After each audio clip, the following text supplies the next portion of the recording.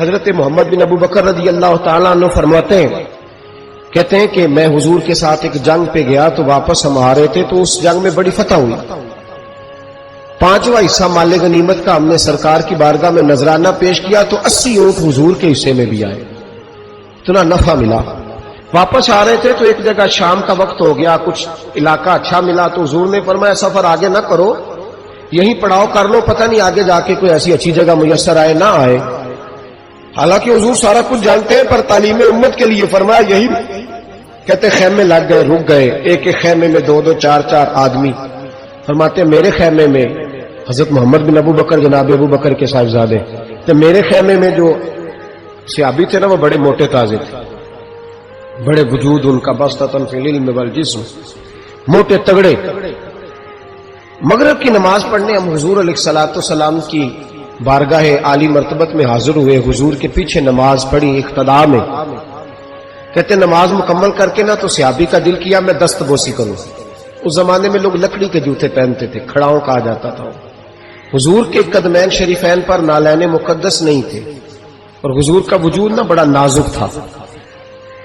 صحابہ کہتے ہیں جب دست مبارک میں ہاتھ ملاتے تھے تو حضور کا دست مبارک کستوری سے زیادہ خوشبو والا ہوتا اور برف سے زیادہ ٹھنڈا ہوتا.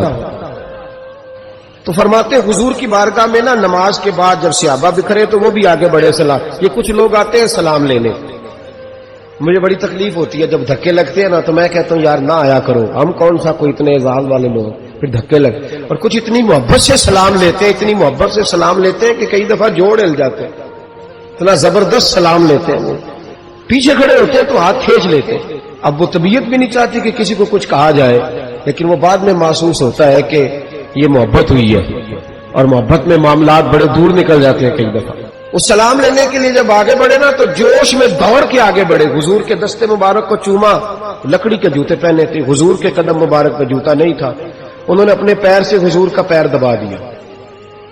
تو جو ہے میری بات پر، یہ باٹا کے جوتے پہننے والا جب کسی کا پیر دباتا ہے نا اور بندہ بھی تگڑا ہو تو ایک دفعہ سمجھ آتی ہے کہ کسی نے پیر دبایا ہے. تو محبوب کے دستے مبارک میں چھڑی رہتی تھی، سنت مبارکہ ہے چھڑی رکھنا، آسام مبارک. جب اس صحابی نے پیر دبایا نا تو نبی پاک اب وہ چھوڑ بھی نہیں رہے، دیر ہو گئی، پیر پہ پیر رکھ کے کھڑے. تو تکلیف محسوس کی سرکار نے تو چھڑی پیٹ میں چبھائی، فرمایا یار میرا پیر تو چھوڑ دے. اب وہ پیچھے ہٹے تو بڑے پریشان ہوئے کہ یہ مجھ سے کیا ہو گیا، کانپنے لگے، رونے لگے. حضور نے فرمایا کوئی بات نہیں جاؤ. صحابہ نے بھی ذرا گھور کے دیکھا، محبوب نیچے بیٹھ گئے، اپنا قدم مبارک دبایا. حضرت محمد بن ابو بکر کہتے ہیں ہم اپنے خیمے میں ہم لوگ چلے گئے. عشاء کی نماز بھی حضور کے پیچھے پڑھی پر وہ صحابی ساری رات سو نہیں سکے. یار یہ مجھ سے کیا ہو گیا، گرا جو ان کی نگاہ سے وہ سنبھل نہیں سکتا. میں نے حضور کو تکلیف دی، محبوب کو تکلیف دی. کہتے وہ تڑپنے لگے، رونے لگے. یہ مجھ ساری رات میں تسلی دیتا کہ یار وہ کوئی ایسی ویسی بات نہیں، اللہ نے ہمارے محبوب کو رحمت للعالمین بنایا.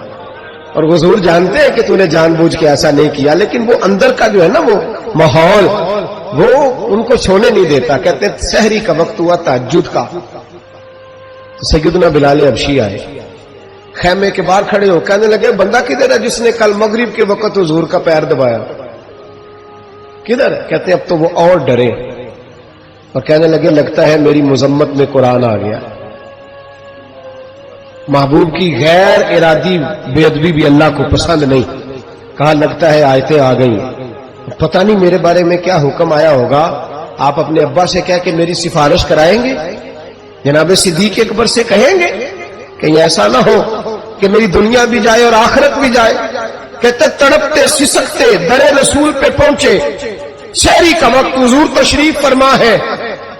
کہتے اب میں اور وہ منتظر تھے کہ کوئی ایسا حکم آئے گا، پتہ نہیں کیا بنے گا، اور اس حکم کے معاملے میں پھر کہاں تک بات جائے گی.